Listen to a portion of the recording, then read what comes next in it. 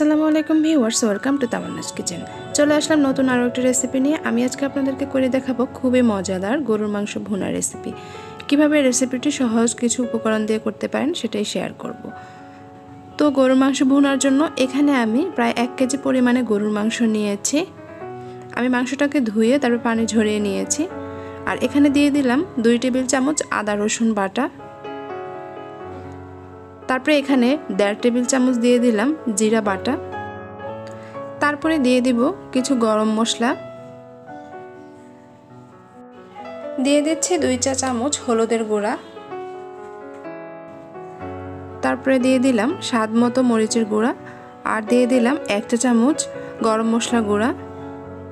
তারপরে এখানে আমি প্রায় 1 কাপ পরিমাণে পেঁয়াজ বেরেস্তা অ্যাড করে দিয়েছি, আর দিয়ে দিলাম স্বাদ মতো লবণ, আর দিয়ে দিলাম 2টো তেজপাতা। আর এখানে হাফ কাপ পরিমাণে দিয়ে দিচ্ছি টক দই, ফেটানো টক দই। এটা অবশ্যই দেওয়ার চেষ্টা করবেন। তারপরে এখানে 1 টেবিল চামচ দিয়ে দিলাম টমেটো সস। তারপরে এখানে আমি দিয়ে দিব হাফ কাপ পরিমাণে যে আমি পেঁয়াজ বেরেস্তাটা করেছিলাম সেই তেলটা দিয়ে দিচ্ছি এর মধ্যে।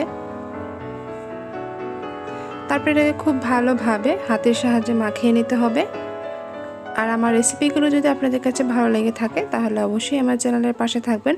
আর ভিডিওটি দেখার আগে অবশ্যই ভিডিওতে একটি লাইক দিয়ে ভিডিওটি দেখবেন। তারপরে এখানে আমি কিছু কাঁচামরিচ অ্যাড করে দিয়েছি।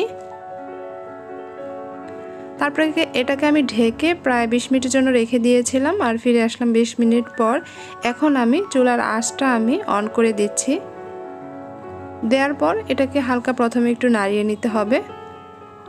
আর কাঁচামরিচটা অবশ্যই দেওয়ার চেষ্টা করবেন, কাঁচামরিচটা দিলে কিন্তু খেতে খুবই ভালো লাগে। তারপরে ঢাকনা দিয়ে আমি প্রায় 5-6 মিনিটের মতো এটাকে রান্না করেছি। তারপরে আবার একটু নাড়াচাড়া করে নিচ্ছি। তো এখন কিন্তু আমি অল্প কিছু পরিমাণে পানি অ্যাড করে দিব। আমি মাংসটাকে আগে একটু কষিয়ে নিব। মাংসটাকে যত ভালো কষানো হবে ততই কিন্তু মাংসটা খেতে ভালো হবে।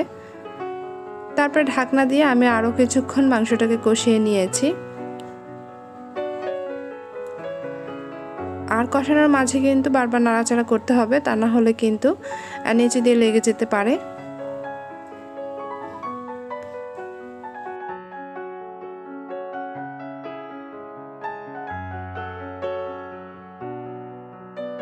তারপর আমি আবারও এটাকে ঢাকনা দিয়ে আরও কিছুক্ষণ কষিয়ে নিব।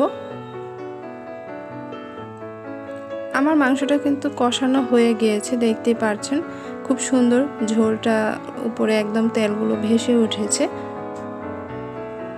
তারপরে আমি আবার একটু নাড়াচাড়া করে নেব।